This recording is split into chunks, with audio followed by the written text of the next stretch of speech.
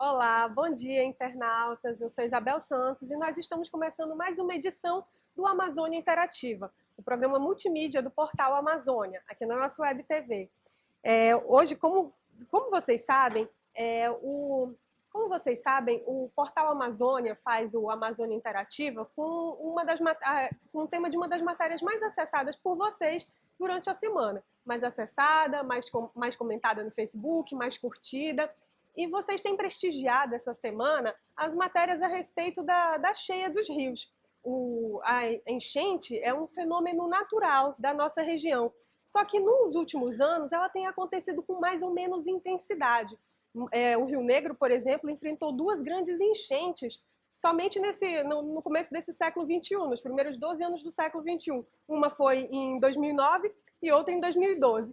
E entre esse período, em 2010, houve uma grande estiagem. Para falar a respeito desse assunto, nós trouxemos aqui o superintendente do CPRM Amazonas, Marco Antônio Oliveira, e o secretário-geral da Associação dos Municípios do Amazonas, a Associação Amazonense dos Municípios, perdão, prefeito Tabira Ferreira. Chamo prefeito porque ele é prefeito do município de Juruá, aqui do estado. Gente, obrigada pela participação de vocês, obrigada por vocês estarem aqui. Eu quero começar com aliás, antes de qualquer coisa, antes que eu me esqueça, o Amazônia Interativa só é interativa se vocês interagirem com a gente. Então, por favor, entrem no Facebook, deixem o seu recado, mandem a sua pergunta. O nosso diretor Isaac de Paula passa aqui para mim, tá bom?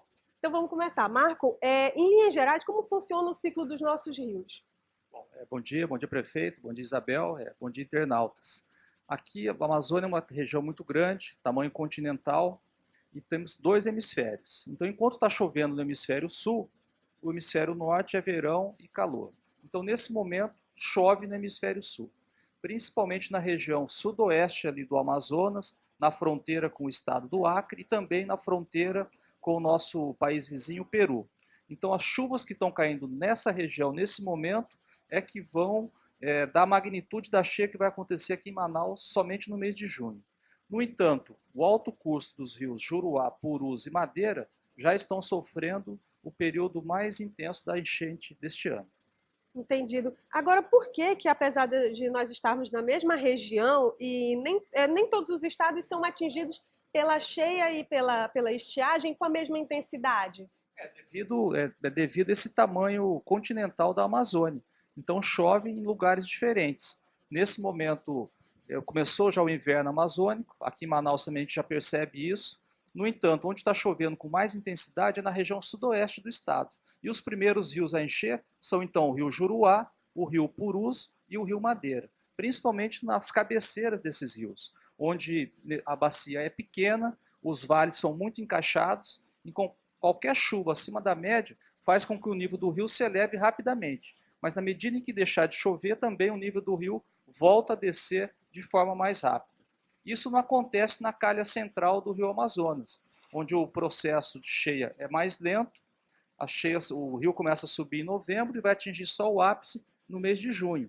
E vale também aqui para o município do prefeito, Juruá, que fica próximo ali à foz do rio Solimões, e quando a cheia do Solimões chega, ela barra o rio Juruá e a cidade do prefeito aqui fica ali mais de 90 dias com as águas altas. Entendido. Prefeito, como é que está a situação na maioria dos municípios do Amazonas nessa região? Como o prefeito Tabira, como eu falei, ele é secretário-geral da Associação Amazonense dos Municípios e os municípios do estado do Amazonas possuem um diário oficial ligado à Associação Amazonense. Nesse diário oficial é publicado todos os decretos de emergência. Fala para a gente, prefeito, como é que está a situação? Em primeiro lugar, bom dia, Isabel.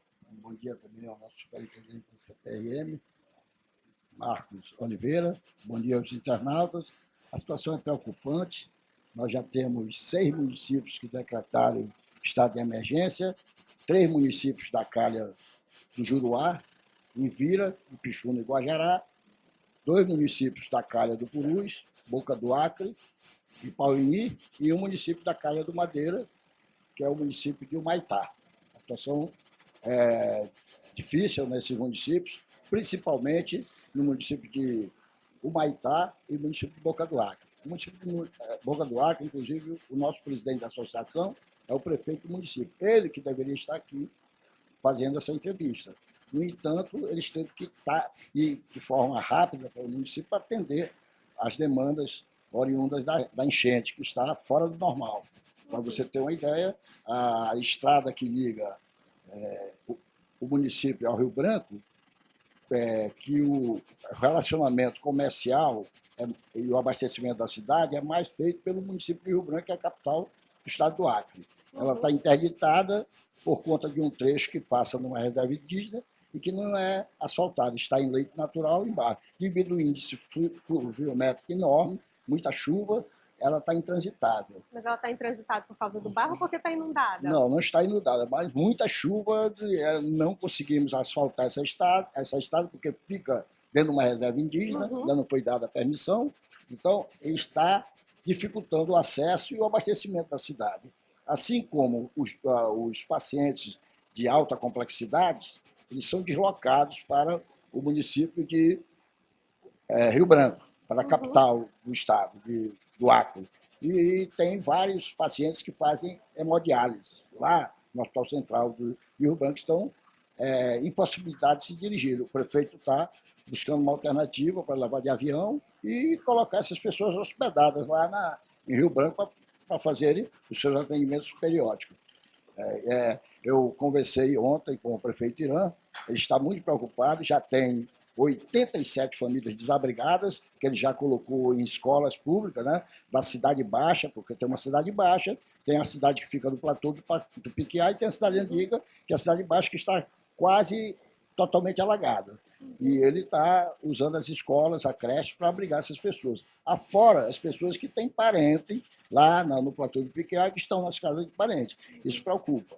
E em Humaitá não é diferente, a situação é complicadíssima. Já na Calha do Madeira, né? Na Calha do Madeira. Conversei ontem com o prefeito Tetei, ele está muito preocupado, inclusive ele me colocou que essa situação piorou depois da construção das hidrelétricas lá no Madeira, que já fica no estado de Porto Velho, né? Rondônia. Santo Antônio de Jirau? Você está falando dessas duas? Exato. Elas estão já no limite das suas comportas, né? Das suas... ele pode me auxiliar aqui, né? E, apesar de ser fio d'água, mas tem que abrir as comportas para liberar a água, porque senão inunda.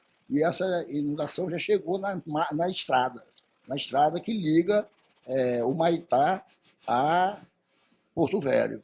E também tem um intercâmbio comercial que abastece Porto Velho e que faz o atendimento dos pacientes de alta complexidade. Então, prejudicou ali prejudicou aquela região, né, certo? Os outros municípios da Calha já estão em estado de alerta. A enchente deste ano já está nos mesmos níveis da mesma época do ano passado. Quer dizer, e ainda tem bastante tempo para continuar enchendo. Né? A enchente geralmente vai até o mês de maio, final de maio, início de junho, então, né? Que é o ciclo da enchente. Né? Aí começa a vazar. E está contribuindo muito para essa enchente é o índice pluviométrico, que está enorme, chovendo demais, chovendo muito nas regiões. Isso proporciona o degelo da Cordilheira dos Andes, que contribui também para a enchente dos rios. Entendido. Prefeito, aproveitando o gancho que o senhor falou a respeito da Calha do Madeira, nós vamos com a nossa colega Vanessa Moura, lá em Rondônia, que vai nos falar como é que está a situação lá no estado. Rondônia e Acre são dois municípios que estão sendo bastante afetados por esse alto índice pluviométrico. Vanessa, você me ouve?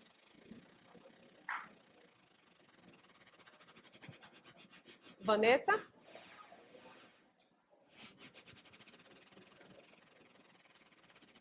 Bem, nós estamos com alguns problemas de comunicação, nós vamos continuar falando aqui o Marco Antônio vai explicar para a gente a respeito de como essas hidrelétricas afetam o regime dos nossos rios, e nós vamos entrar com a Vanessa daqui a pouco. Marco Antônio, faz sentido a construção das hidrelétricas afetarem o Não, faz sentido sim, o que o prefeito está dizendo, no seguinte maneira. Quando você constrói uma usina hidrelétrica, às vezes você constrói várias usinas aproveitando todo o potencial de geração de energia que aquele rio pode trazer. Então, na medida em que você constrói essas usinas, você acaba regularizando a quantidade de água que vem descendo pelos rios, porque há um barramento no rio. Então, as usinas possibilitam que você regularize esta vazão. Ou seja, o rio vai manter durante o ano inteiro um equilíbrio entre a estação chuvosa e a estação seca e sempre jogando água equilibradamente na bacia. Então, se chover muito, a usina hidrelétrica segura essa água e solta aos poucos. E, portanto, você não tem grandes cheias onde você tem instaladas usinas hidrelétricas. Isso vale lá para o Rio Paraná, no Sudeste, vale para o Rio São Francisco também, na região ali do Nordeste do Brasil, onde as cheias são relativamente pequenas, porque existe uma regularização desta vazão. No caso do Rio Madeira, ali Giral Santo Antônio, é uma metodologia um pouco diferente, é a fio d'água. Ou seja, o barramento é um pouco menor. A água continua passando por cima da usina, o tempo todo passando por cima, e também passa embaixo, gerando as turbinas e gerando energia. No entanto, quando chove muito, você não tem como segurar toda essa água. Então, além daquela água que passa fio d'água por cima do reservatório, você também tem que liberar a água das comportas. Isso provoca, então, cheias a jusante das usinas. Mas o que está acontecendo também no Madeira esse ano é que é um evento excepcional. A jusante é acima da barragem, A né? jusante é abaixo da barragem A montante e a montante é acima. Uhum. Então, a montante da barragem de Giral e Santo Antônio, lá na Bolívia, tem chovido muito. O presidente boliviano, Evo Morales, decretou estado de emergência na capital La Paz e no distrito de Cochabamba. Porque choveu, fica na fronteira.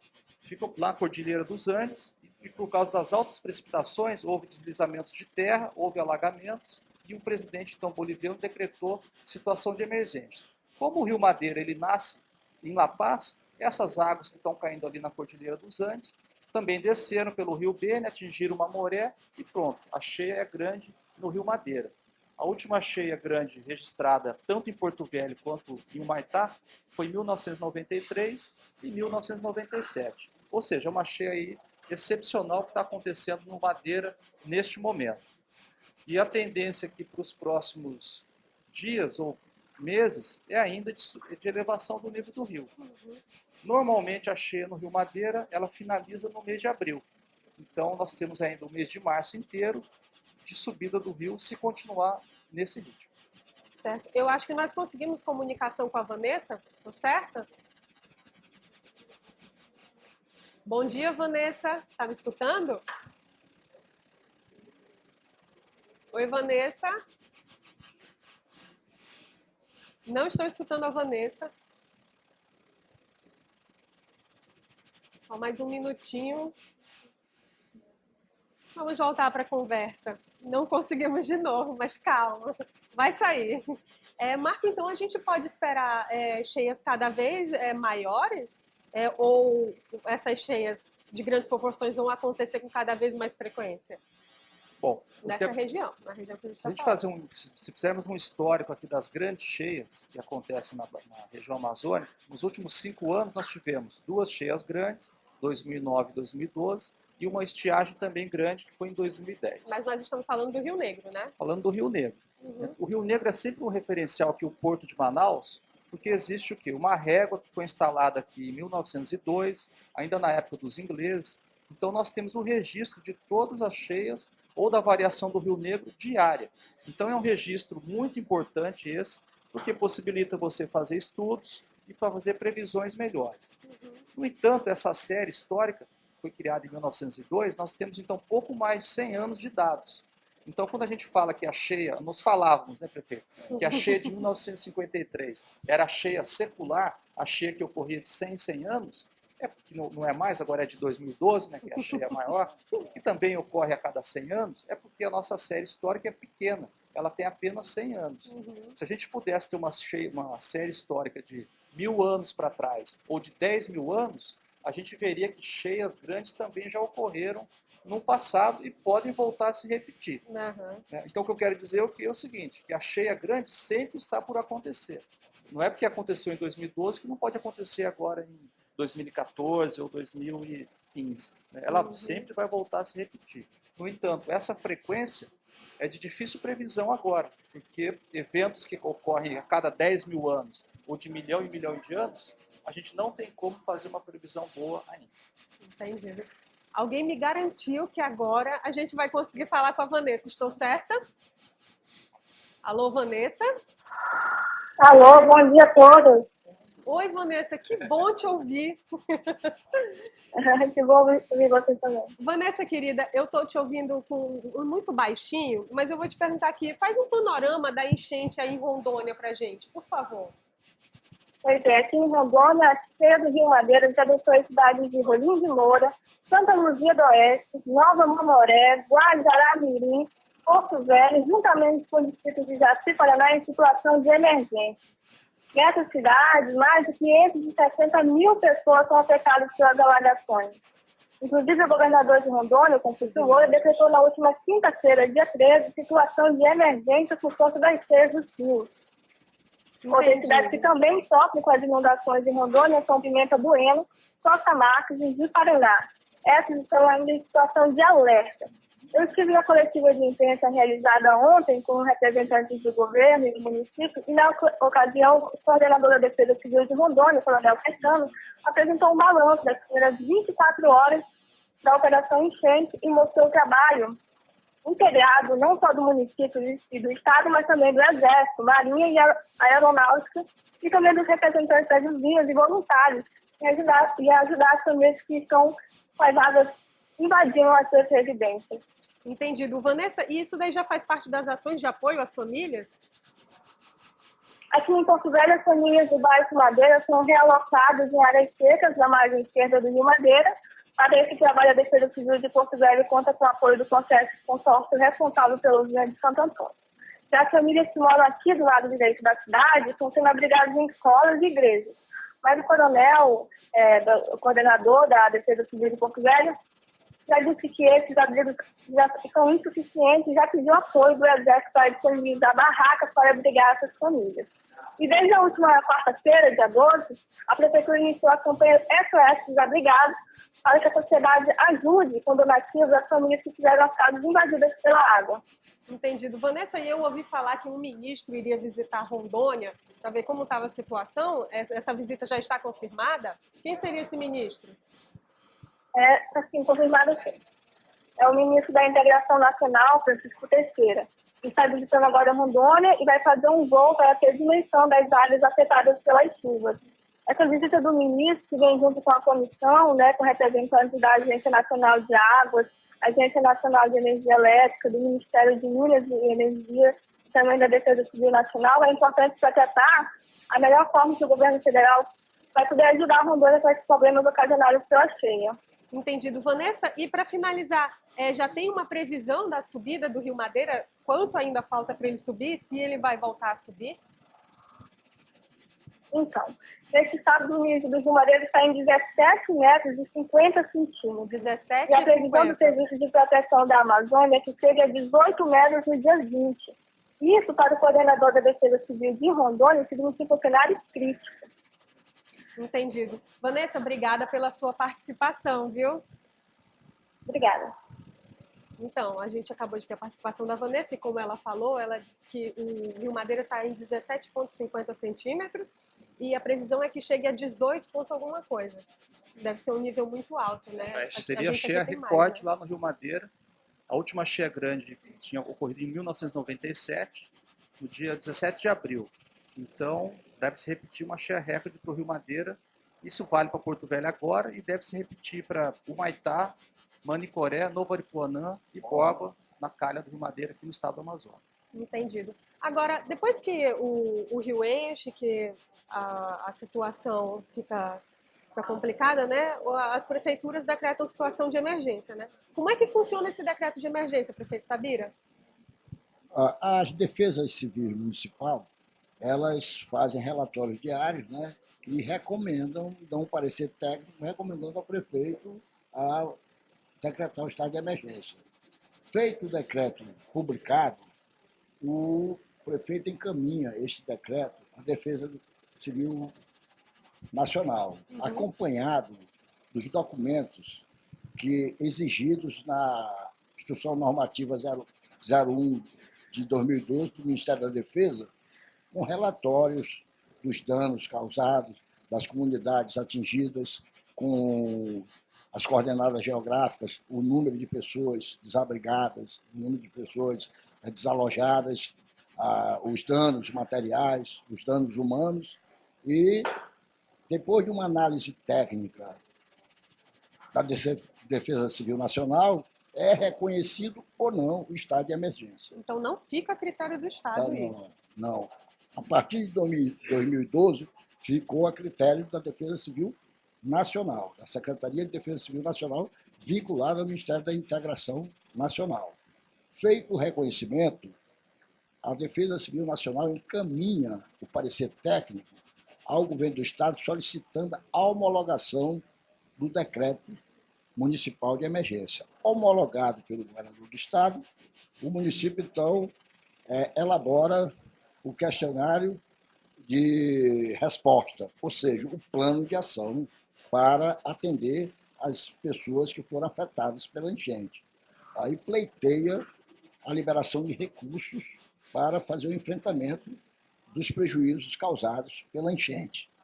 E, então, a Defesa Civil Nacional disponibiliza o recurso.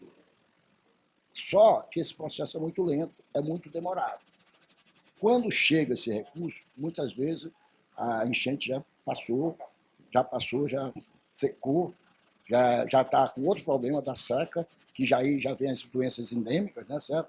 Mas a prefeitura não pode ficar longe, não pode se omitir. O prefeito tem que usar o orçamento municipal, pequeno orçamento, os parcos recursos do orçamento municipal, que já estão comprometidos, e pegar o orçamento de custeio para atender as pessoas. Até porque essas pessoas precisam de atendimento no momento que está ocorrendo o evento, né?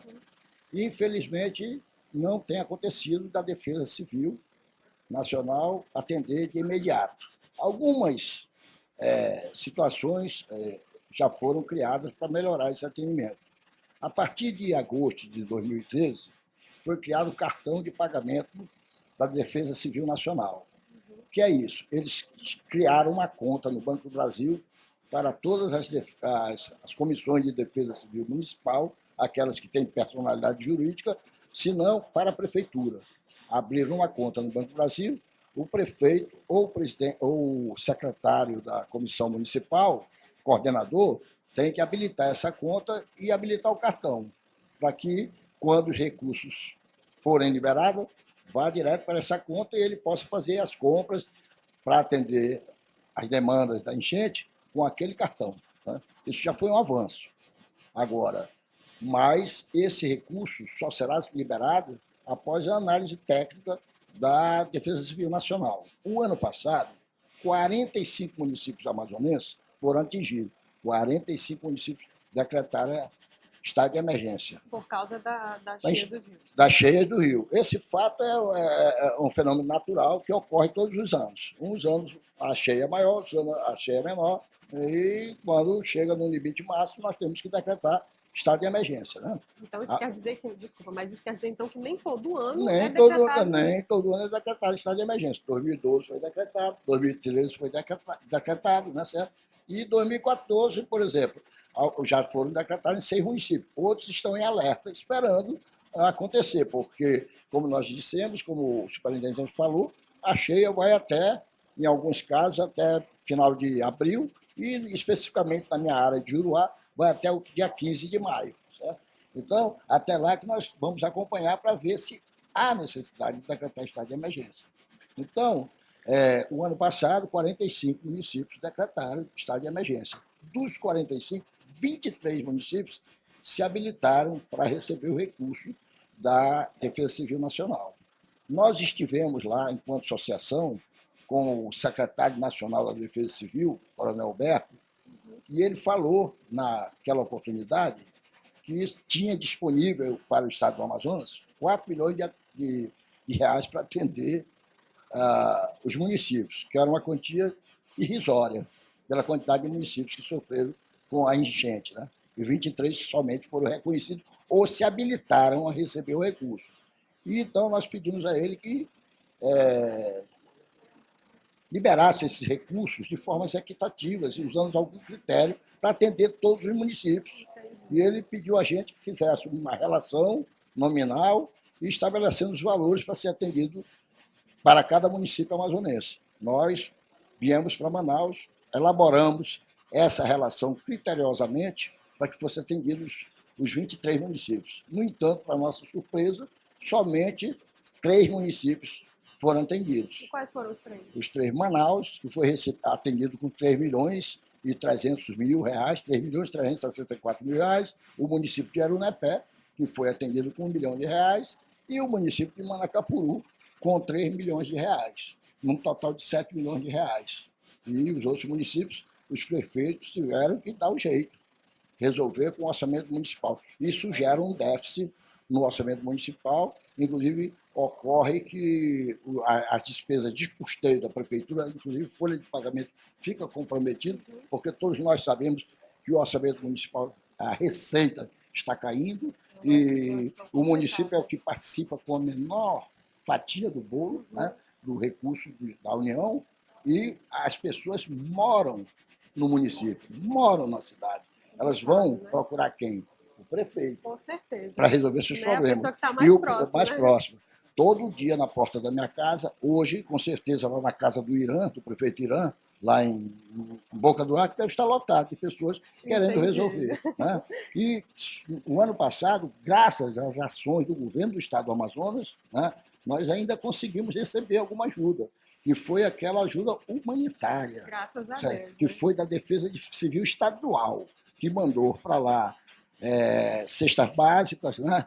Kit de higiene pessoal, né? Água potável, né? Tudo isso O falta. básico, né? O básico. Agora, mas... como o nosso tempo está curto, eu vou perguntar aqui para o Marco Antônio quais são os fenômenos naturais que influenciam nessas cheias de grandes proporções? El Niño, Laninha?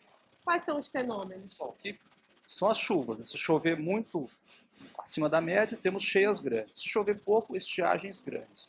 Só que o clima aqui da Amazônia, ele influencia o clima do planeta, mas ele também é influenciado pelo que acontece no planeta como um todo. Então, toda a água que vem para a Amazônia na forma de chuva, ela vem dos oceanos. Então, no primeiro momento, começa a aquecer as águas do Oceano Atlântico, ali na região tropical do Caribe. Essas águas entram para o continente sul-americano, mais ou menos acompanhando a linha do rio Amazonas, e os ventos sempre empurram essa massa de ar úmida de leste para oeste, ou seja, do litoral brasileiro no sentido da costa oeste do continente sul-americano. Quando chega no extremo oeste, essa umidade enfrenta o quê? Uma parede de 6 quilômetros de altura, que são a Cordilheira dos Andes, montanhas e vulcões. Então, essa umidade não consegue superar a Cordilheira dos Andes. Então, por um efeito de comparação, do outro lado da cordilheira, na capital Lima, a capital do Peru, chove 10 milímetros por ano, em média, 10 milímetros. Aqui em Manaus, a média é 2.300 milímetros por ano. E na Cordilheira dos Andes, olhando para a Amazônia, chega a chover 9 a 8 mil milímetros por ano. Ou seja, toda a umidade fica retida pela Cordilheira dos Andes. É o que vai alimentar as cheias aqui na região. E essa água que não caiu na Cordilheira dos Andes, ela dá a volta, é onde o vento faz a curva, e vai alimentar, então, ali a região centro-oeste e sudeste do Brasil. Ou seja, a umidade que a Amazônia exporta daqui pode gerar também chuvas acima da média na região sudeste do Brasil. Então, o que comanda são as chuvas. Né? Primeiro, com a evaporação da água do Oceano Atlântico. No entanto, tem um outro fenômeno que ocorre no Oceano Pacífico, ali na costa do Peru, que é o resfriamento das águas do Oceano Pacífico. A gente chama de laninha. Então, quando ocorre esse resfriamento, ele provoca uma circulação atmosférica no planeta que faz com que chova mais aqui na Amazônia. Ele favorece a formação das nuvens aqui sobre a Amazônia. Então, todas as grandes cheias que ocorrem na região, a gente tem uma correlação muito grande com os eventos laninha. Então, se as águas do Oceano Pacífico estão frias, já acende uma luz amarela para nós aqui. Provavelmente vai chover mais e vamos ter cheias grandes. Isso aconteceu em 2012, aconteceu também no ano passado, 2013, e aconteceu também em 2009. Foram anos que tivemos a presença do evento Laninha, provocando chuvas acima da média na região. Entendi. Agora, Marco, a gente tem um rio subterrâneo bem extenso, né? O rio Ranza, né? Ele influencia em alguma coisa na subida dos nossos rios? Não, na subida dos rios não. Algum aquífero? Ele influencia durante a estiagem. Então, se a gente comparar o Amazonas com a região nordeste do Brasil, eu diria o seguinte: se deixar de chover aqui na Amazônia, imagine que a terra esquente muito, acabe com a floresta e se transforme a Amazônia num deserto, um extremo. se transformaria em tem um cerrado, né? Um cerrado, vamos radicalizar mais, se transforma aí num deserto, no Saara. Mesmo assim, o rio Amazonas iria continuar existindo, como é o rio Nilo lá no Saara, porque as águas subterrâneas vão alimentar esse grande rio, que são as águas subterrâneas aí do rio Ranza. Né? Então, quando deixa de chover, o que faz com que os rios continuem funcionando são as águas subterrâneas. E na região nordeste do Brasil, não. Como não chove lá há milhares de anos, não tem água subterrânea suficiente para alimentar os rios. Então, quando lá deixa de chover, os rios secam. E aí é uma situação muito mais difícil do que a nossa aqui. Entendi. Gente, o papo está muito bom. Adorei o tema. Gostei muito da participação de vocês. Mas, infelizmente, tudo que é bom dura pouco, justamente porque é bom. Gente, continue nos acompanhando durante a semana, nas redes sociais. Nós estamos no Twitter, estamos no Instagram, estamos no Facebook.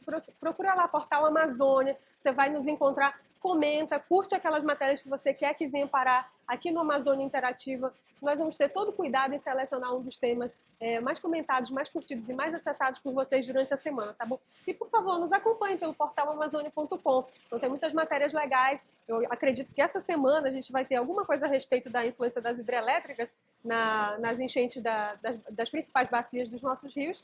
E é isso, tá bom? Tenham um excelente fim de semana abençoado. Obrigada pela audiência de vocês. E até no próximo sábado, ao vivo, a partir das 10 horas, aqui no portalamazônia.com.